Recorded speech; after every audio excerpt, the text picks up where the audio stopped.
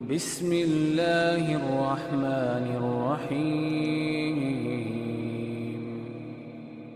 رسول اللہ صلی اللہ علیہ وآلہ وسلم نے سیدہ فاطمہ رضی اللہ تعالی عنہ کا نکاح سیدنا علی بن ابی طالب رضی اللہ تعالی عنہ سے کیا،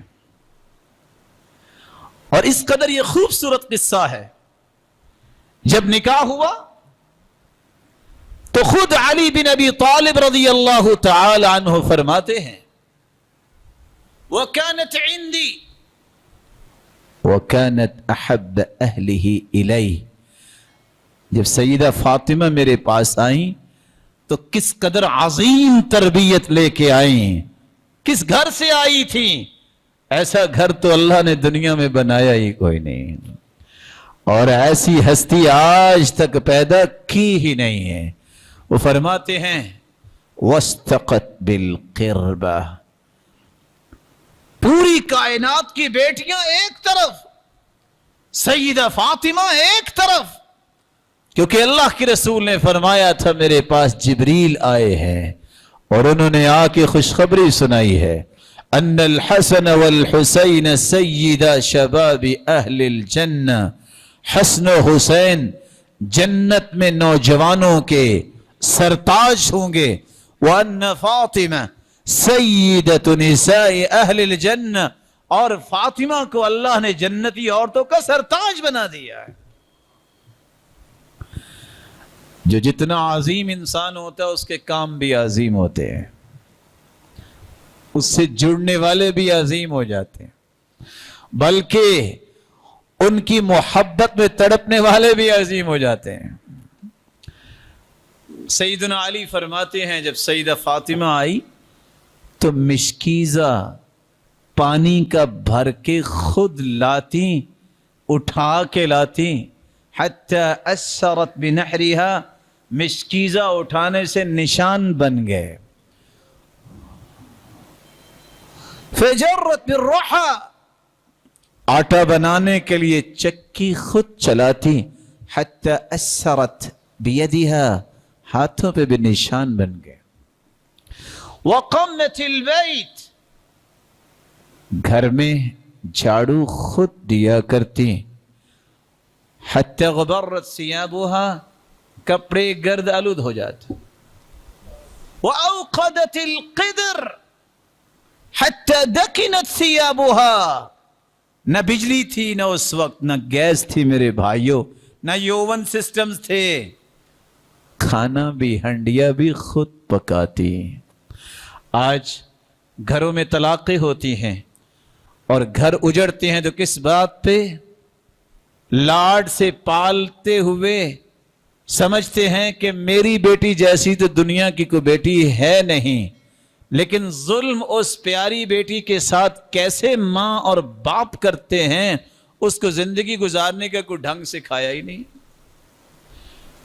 اور اس کو یہ بھی پتہ نہیں میں نے خامند کے لیے کھانا پکانا ہے، میں نے اس کے امور کی ذمہ داری سنبھالنی ہے۔ جواب کیا ملتا ہے؟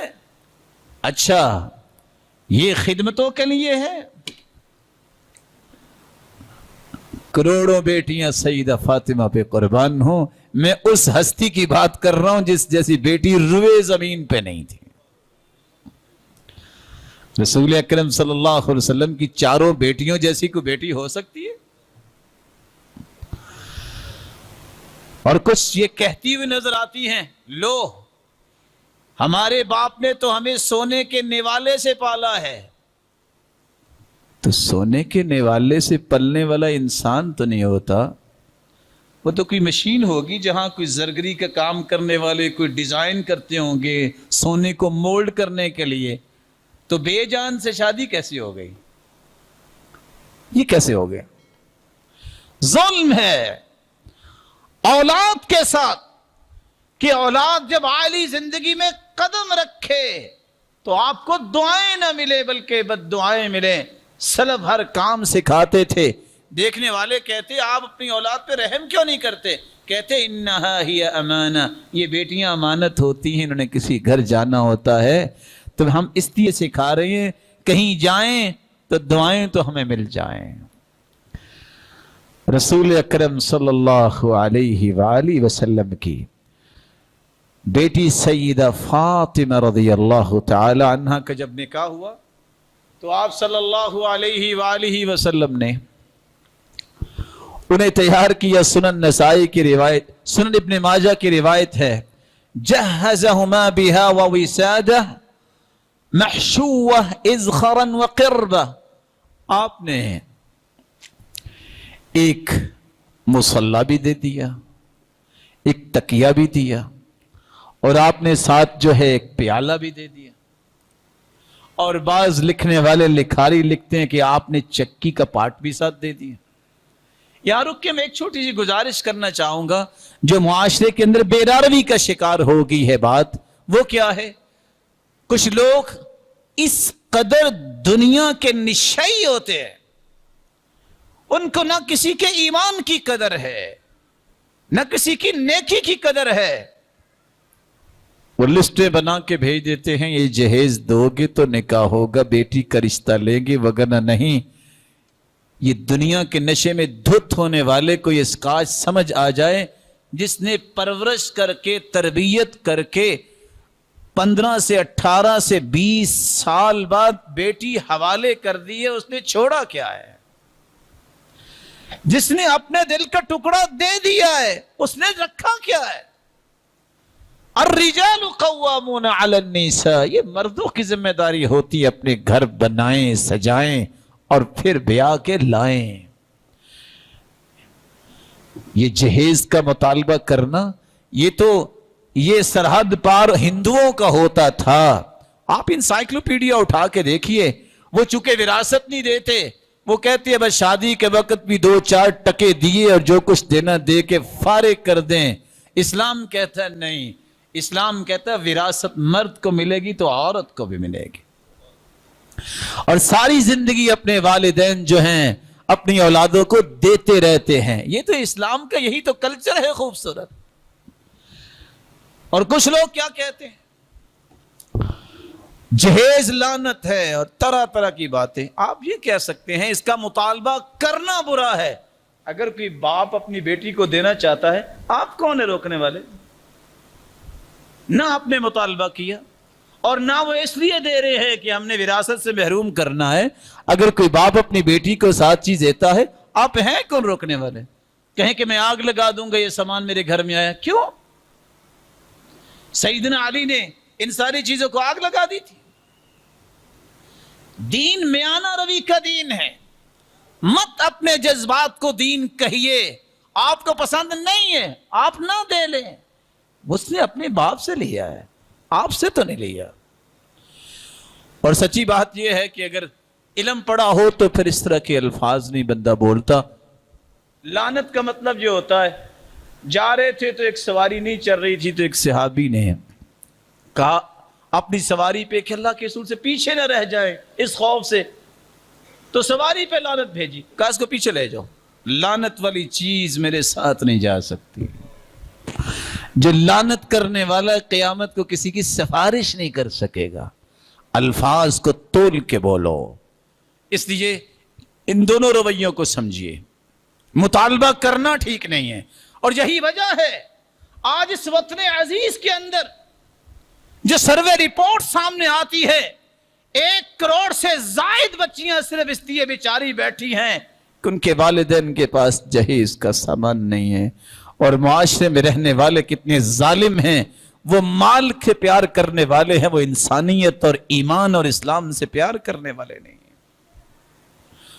اور لکھنے والا تو لکھتا ہے کہ 60 لاکھ تو بچیاں ایسی ہیں جن کی عمر بھی گزر چکی ہے کہ ان کے ہاتھ رنگے جائیں، کس وجہ سے؟ ان کے پاس جہیز نہیں۔ کاش مالداروں کو بھی اللہ ہدایت دے، وہ ہر وقت اپنے ہی من کو دیکھتے رہتے ہیں۔ کاش عمر بن عبدالعزیز کا وہ منہج ان کو یاد آ جائے۔ جب ان کے زمانے میں مال اکٹھا ہوا زکوٰۃ کا تو کہا فقیروں کو دو، ختم ہو گئے فقیر۔ کہا مسکینوں کو دو، کہا ختم ہو گئے مسکین، سب کو دے دیا۔ کہا بازاروں میں نکل کے اعلان کرو کسی کا قرض ہے تو ادا کر دے، کہا کسی کا قرض رہا ہی نہیں ہے۔ کہا اعلان کرو کسی کی شادی ہونے والی ہے تو اس کی شادی کر دے. لوگوں کی شادیاں کی. کاپ کیا کرے, مال تو پھر بچ گیا ہے. آج 36 ٹیکس دینے والا زکوٰۃ نہیں دیتا, ٹیکس بڑے آرام سے دے دیتا ہے. اور اسلام کا نظام اتنا پیارا ہے, سوائے زکوٰۃ کے اور نظام ہی کو نہیں تھا. 10 سال اللہ کے رسول نے مدینہ میں گزارے, 2 سال سیدنا ابو بکر نے رضی اللہ عنہ, 10 سال کی خلافت جو ہے وہ سیدنا عمر کی, اور 12 سال کے لگ بھگ سیدنا عثمان کی, 4 سال سے زائد سیدنا علی کی, 6 ماہ میں سیدنا حسن نے سنبھالا, پھر اس کے بعد 19 سال 20 سال قریب سیدنا معاویہ آئے ہیں رضی اللہ عنہ. چلتے چلتے عمر بن عبدالعزیز کے دور تک صرف مسلمانوں سے زکوٰۃ لی جاتی تھی, اور مال اتنا بچا ہوا تھا کہ انہوں نے آرڈر جاری کیا, اناج خریدو, باقی مال بیت المال میں جمع کروا دو, پہاڑوں کی چوٹیوں پہ بھی اناج بکھیر دو. عمر بن عبدالعزیز یہ پسند ہی نہیں کرتا کہ یہاں سے کوئی پرندہ بھی فلائے کرتا گزرے اور بھوکا گزرے, وہ اترے اور کچھ کھا کے آگے جائے. ہم تو دانا کھینچنے اور محروم کرنے کی کوشش میں لگے ہوئے ہیں نا سارے. یہ اسلامی دور ہے, یہ وہ اسلامی ریاست اور ریاست مدینہ کی وہ ایک بات میں نے آپ کے سامنے رکھی ہے جو کسی کو یاد نہیں آتی. صرف زکوٰۃ لی جاتی. رسول اکرم صلی اللہ علیہ وآلہ وسلم کی بیٹی سیدہ فاطمہ رضی اللہ تعالی عنہ کی بات کر رہے تھے کہ اگر کوئی باپ اپنی بیٹی کو دینا چاہتا ہم روک نہیں سکتے. اور کچھ لوگ تو اب ایک نیا طریقہ, نیا ٹرینڈ کہتے ہیں بس جی ہم نے مسجد سے بیٹی کو بھیجنا ہے, ہال بک نہیں کروائیں گے. تو کس نے کہا ہال بک کروائیں؟ نہیں, مسجد سے جائے گی. وہ اللہ کے رسول کی 4 بیٹیوں میں سے کون سی مسجد سے گئی؟ دین کو تشدد کا نشانہ کیوں بناتے ہو؟ دین کے اندر اس طرح رکھنے کیوں ڈالتے ہو؟ 1,44,000 صحابہ تھے, کس کی بیٹی مسجد سے اٹھی؟ لوگ اس طرح کی باتیں سن کے کیوں نہ دین پہ تانے کریں گے؟ یہ کیا طریقہ ہے؟ آپ اپنے گھر سے روانہ کر دیں, مسجد سے روانہ کرنے کی ایک نئی ریت آپ جاری کر دیں جس کا کوئی ثبوت نہیں ہے. اور پھر یہ بات سوچنے سمجھنے والی ہے. ظاہر ہے اس بیٹی کو, اس پیاری بیٹی کو فارغ کرنے والی عورتیں ہی ہوں گی نا.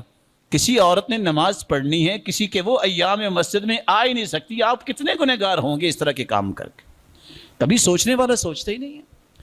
دین وہ ہے جو صحابہ کرام نے اختیار کیا ہے. اللہ ہمیں وہ سمجھ عطا فرمائے.